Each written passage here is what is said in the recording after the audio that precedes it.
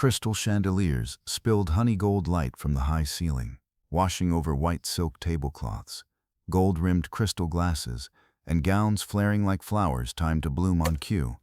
The air itself seemed trimmed and polished, every breath measured so it wouldn't sound too loud. At La Valette, a place reserved for names etched into power or privilege, everything reeked of wealth. Wine poured from grapes grown in private valleys of Bordeaux. Jazz played by musicians who normally performed only for Gulf royalty. And through that glittering current of guests, a black couple walked in. They weren't remarkable for their looks. They wore no labels to flaunt. No one hurried over for a business card. Yet the calm in their stride, the steady gaze, the quiet poise in their silence, those drew second glances. The woman was Camille Manning, mid-40s, slim, her curls tied back, wearing a dark satin dress with no lace, no glitter. Jewelry was nothing more than small pearl studs and a plain silver chain. A worn steel watch circled her wrist. Her presence carried a quiet kind of elegance, no need to boast, no need to shrink, just upright, contained, assured. Beside her, Christopher Manning, broad-shouldered, his skin the shade of bronze, carried himself with the restraint of a man who had weathered too many storms. His gray suit bore no brand, his shoes polished but not gleaming. His eyes were deep, steady, almost unreadable, the eyes of someone who had learned to take in a room from the lift of a brow, the pitch of a hollow laugh. Together they stepped into the blaze of light and attention like two muted notes written across a canvas of shine. A waiter bent to murmur something to Christopher. He nodded, leaned toward Camille. "I'll be back in a moment." She smiled lightly, as if by habit. "I'll get some water." He followed the waiter, leaving her to the crowd of unfamiliar faces and chandeliers.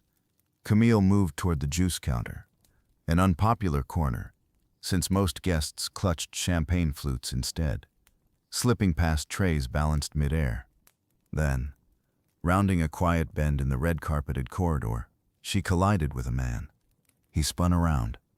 Weston Mallory, 32, white, blonde hair lacquered stiff, heir to a financial dynasty, in black tuxedo stitched by hand, gold serpent pin on the collar, a Patek Philippe strapped to his wrist. Weston's reputation, spoiled, arrogant, quick-tempered, the kind of man who never uttered sorry to anyone beneath his tier. Red wine spilled down his ivory sleeve. Wait a second. If you like this video, please like, comment, and subscribe. It really helps us. His eyes narrowed, cutting straight through Camille. "How the hell do you walk?" His voice sliced the air like a blade drawn across silk. Camille straightened, lips parting for an apology, but Weston's gaze dropped, caught the pearl earrings in her ears. "Where did you get those?" His tone shifted. Sharp, suspicious. In his hand, a velvet box held another pair, almost identical, destined for his lover tonight. "A birthday gift. From my husband, years ago." "Impossible." His voice rose. "This design is exclusive. Only 3 pairs in the entire country. You either stole them or bought a fake." His glare curdled into hostility, bruised pride spilling over. "Or maybe you knew I'd give them tonight, so you had a copy made, hoping to catch my attention at this party?" Camille took half a step back, brow furrowing, her voice calm. "I don't know you. I don't need—" "Spare me the act," Weston barked. "That cheap and proper look? I've seen it before. Pearls don't buy you a place here." His hand lifted, cufflink flashing under the chandeliers poised to strike. No one expected him to follow through. Yet the motion carved the air, unmistakable. For a heartbeat, everything slowed. Heads turned. A woman gasped behind her hand. A gentleman froze mid-sip, but no one stepped forward. No one interfered. Camille didn't plead, didn't scream. She met his eyes without fear, without pride, as if watching a foolishness about to strike its own master. And the party went still, like someone had cut the music. The gala that evening bore a name heavy with weight, the Legacy Night, and behind it stood a man no one in the financial, real estate, or investment worlds of the eastern and southern United States could ignore, Sir Sterling Caldwell, a white man in his 60s. Sterling was once called the great survivor of both business and death itself. 10 years earlier, on a trip to Africa, He had nearly lost his life to a viral fever that collapsed his body into septic shock. With no ID, no insurance, no assistant, and a hospital unwilling to treat without payment, he had been left to die on foreign soil. But a stranger saved him, operated, cared for, and risked everything when no one else dared. Sterling survived. He returned and built an empire on gratitude. From that day, he became known not only for ruthless brilliance in business, but for his unshakable loyalty to those who had once extended a hand. Rarely did he host events, but whenever he did, his presence reset alliances and rewrote hidden contracts. An invitation was not optional, it was destiny. Tonight he called it a banquet of gratitude and honor. Every guest arrived hoping for one thing: to be named, to be remembered, to have their hand clasped in Sterling's. One glance, one shared glass of wine could mean $1 billion deal tomorrow. That was why the crowd glittered tonight. Every gown, every tuxedo pressed sharp enough to wound. No one could afford to stumble in this waltz of power, which is why the entrance of Christopher and Camille Manning drew eyes like a scratch across glass. A black couple, dressed with too much restraint, who shook no hands, collected no cards, offered no small talk. Camille walked slowly, observing with calm but without hunger. Christopher moved with the gravity of a man playing a game he didn't need to win, only to be present when the board flipped. Murmurs rose. "Do you know who they are?" whispered a silver-haired man, nursing McAllen 25. "No. Kitchen staff, maybe," his friend muttered. "Strange. Who let outsiders drift around a night like this?"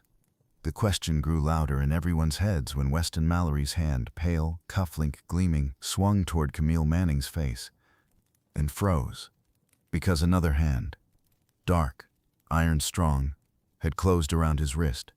Christopher Manning's voice, low and measured, cut the air with 2 words. "Enough." No need to shout. The command settled over the crowd like frost. Weston twisted, red-faced. "Let me go. Do you know who I am?" Christopher's gaze didn't flicker. Calm, unyielding. Not the eyes of a supplicant, but of a man who knew his worth and knew exactly what he was holding back. Camille stepped half a pace behind her husband. Her face betrayed no fear, only weariness, as though Weston's fury was nothing but an old recording she'd heard too many times. Christopher released him, not because Weston deserved release, but because truth doesn't need a clenched fist to prove itself. The air snapped taut as violin strings. A woman in scarlet whispered, "Did Weston just try to hit her?" A man smirked. "Probably another stunt. These people know how to provoke." Others murmured, "Who are they?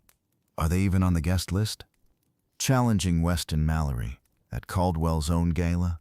They've signed their own exile. A guard approached, polite but cold, his tone rehearsed from years of keeping out the uninvited. "Apologies, sir, madam." Several guests expressed discomfort with the incident. "To ensure the evening continues smoothly, I must ask you both to step away from the main hall. Immediately." Camille glanced at Christopher. Her eyes asked silently, "Do we fight this?" His nod was small, firm. They did not argue, did not plead, did not raise their voices to insist they belonged. Because they knew, those never acknowledged from the start are always presumed guilty the moment they stand their ground. The guard gestured them back. Weston smoothed his rumpled collar, red blotching his cheeks, eyes bloodshot yet smug. Guests around them stepped further away, avoiding splash damage. A couple turned their backs. Someone lifted a phone, pretending to check a message. Not one voice rose for Camille. Not one asked why Weston's hand had been raised. Not one asked why she had been insulted. Not one asked who the Mannings truly were. The murmurs swelled. Champagne glasses clinked more faintly, and nervous laughter scattered like cracks in glass. The opulence of the gala was fraying, undone not by scandal in the markets, but by something as raw and undeniable as humiliation witnessed in real time. Camille Manning stood poised, her shoulders straight, gaze level. Christopher shifted slightly, resting a protective hand against her back, not as a shield but as affirmation. They did not argue. They did not demand to be seen, and that silence, unyielding and unashamed, stung sharper than any protest could have. Speculation rushed through the crowd like wildfire. Did someone call security already? What if they weren't even on the list? A PR stunt? Sneaking in just to stir drama. Probably chasing attention. Best check those invitations. This isn't the kind of place anyone can just walk into. Thieves, maybe? Look at her earrings. Don't tell me those aren't suspect. One woman raised her phone, thumb hovering over the dial pad, when suddenly the PA system cut through the air. A voice, calm yet resonant. "Excuse me, may I have a word?" The grand hall froze. Spotlights swiveled onto the stage at the center of the room. Beneath the arch of orchids and glass chandeliers stood a tall, silver-haired man in a deep navy tuxedo with a folded white pocket square. Sir Sterling Caldwell. No MC, no announcement, just his presence, and the room obeyed. Conversation snapped shut. Postures straightened, eyes turned, waiting. Without pause, Sterling strode across the velvet carpet, past the buffet tables and clusters of startled onlookers, heading not for Weston Mallory, but for Camille and Christopher Manning. And then he clasped Camille's hands in his own, eyes moist yet burning with clarity. "Mrs. Manning," he said, his voice carrying across the silence. "What an honor, what a joy to see you again." The room staggered into stunned stillness. The would-be accusers lowered their phones. The guests who had muttered of imposters fell silent, their words sour on their tongues. Sterling turned, his gaze sweeping over the crowd like judgment rendered. "If not for these two people, I would not be alive tonight to host this gathering." Gasps rippled through the chandelier's golden haze. Weston Mallory's smugness cracked. His jaw hung open like a man stripped bare in public. "You," Sterling pressed, his voice edged now, "are quarreling, whispering, and doubting in the very hall I opened to honor those who saved my life." The accusation struck harder than any gavel. Guests who had sneered only moments ago flushed scarlet, shrinking behind their glasses. Sterling stepped back and gestured toward Christopher. "Ladies and gentlemen, Christopher Manning, founder and chief benefactor of the LMI Sustainable Education Fund, the largest scholarship trust in the South for underprivileged and minority students." Recognition sparked in pockets of the crowd. A banker recalled boasting last week of a mysterious private funder who had rescued his company. A young entrepreneur's cheeks burned as she remembered the anonymous mentor whose emails had guided her startup, Manning, now standing here in plain sight. And this woman? Sterling turned to Camille, Dr. Camille Manning. Though I will call her by the name etched in my soul, the doctor who saved my life. When no hospital would take me, when no surgeon dared, when I was nothing more than a failing body without identification, she took me in, cut through the fever, and gave me back to the world. No one moved. No one dared sip or blink. She did not only save me with medicine. She reminded me there are values no diamond can eclipse, no title can bestow, values that shine only when the world looks away. Sterling faced the room. "So if anyone here believes the Mannings must prove their place tonight, I am sorry. It is you who must question your own." The crowd wilted under the weight of his words.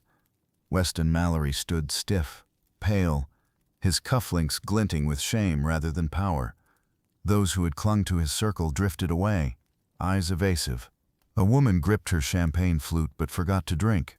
A young couple bent over as though fascinated by nothing more than the carpet. Camille remained serene, neither triumphant nor accusatory. Standing tall, her hand in Christopher's, she embodied a truth unspoken but unmistakable. We stood silent, but we were never small. Christopher bowed his head slightly to Sterling, hand pressed over his heart. His voice, deep and steady, carried not pride but grace. "Thank you, Sir Caldwell.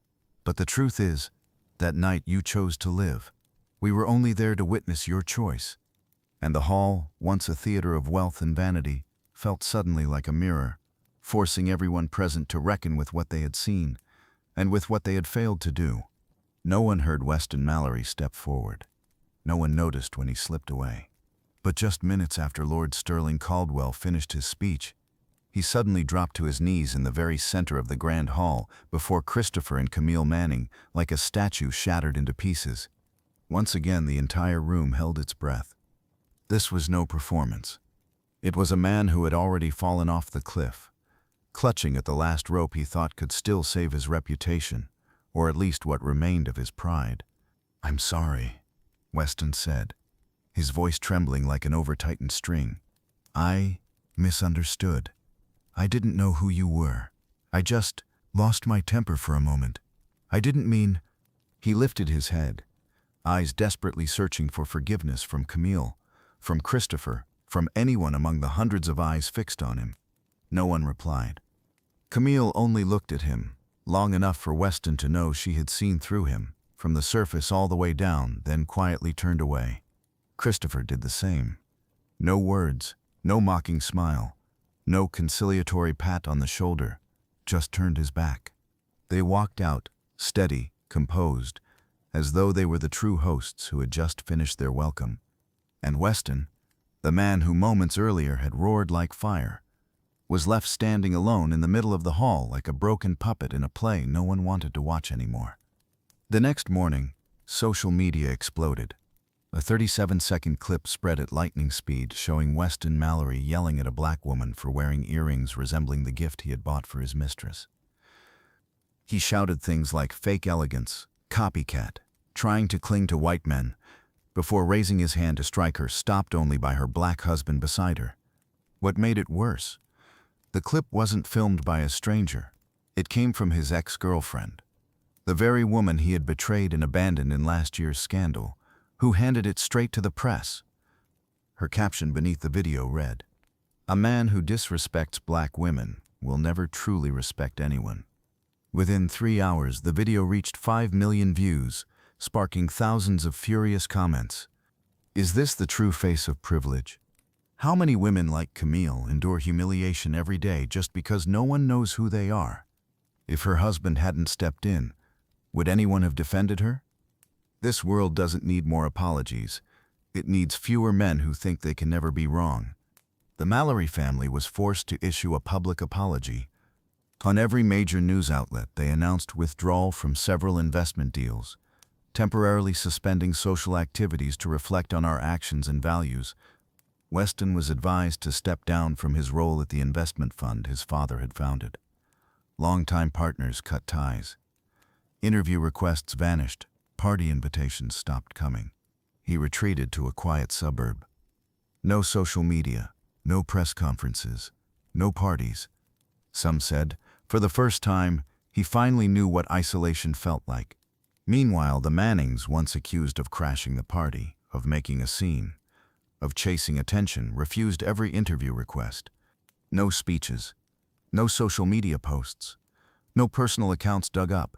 They continued their lives in their modest home in suburban Nashville, still going to work on Monday mornings, still eating dinner together with the twin grandchildren they were raising. But their story did not stop being told. It was retold in newspapers, on forums, across social media, in ethics classes, and at conferences on discrimination. They were named the icons of silent strength. A photograph of their backs walking away from Weston at the banquet was displayed at a museum of social photography with the caption, "When power doesn't need to shout." 3 months later, a scholarship named the Camille and Christopher Manning Scholarship was officially launched, funded by Christopher Manning's Sustainable Education Foundation. Each year, it would fully sponsor 20 underprivileged black students in the South, with priority for those who had endured discrimination because of their background or appearance. The first award ceremony had no media, no big stage, just a small gathering, a warm room, and Camille's simple words, "You don't need to prove your worth to anyone. Just remember, dignity doesn't come from where you stand. It comes from how you face those who try to push you down." A journalist who had attended the banquet later wrote in his column, "I don't remember the name of the wine that night, or the song the singer performed, but I remember the moment a man raised his hand, then realized he was about to strike the wrong person. You never truly know who you are disrespecting, until that very disrespect destroys the beautiful life you thought you owned." Message: respect does not live in designer suits, expensive wine, or gold-plated invitations. It begins with how we look at another human being. Not through skin color, not through status, but through how they live and how they treat others. The Mannings never needed loud resistance, never needed to teach anyone a lesson. Their calm dignity was already the strongest answer. And the man who believed himself above all others, by virtue of whiteness and privilege, collapsed from the very blow he tried to deliver, but never did. Be careful, for the ones you assume are nobody may be the very people who reshape the world you live in.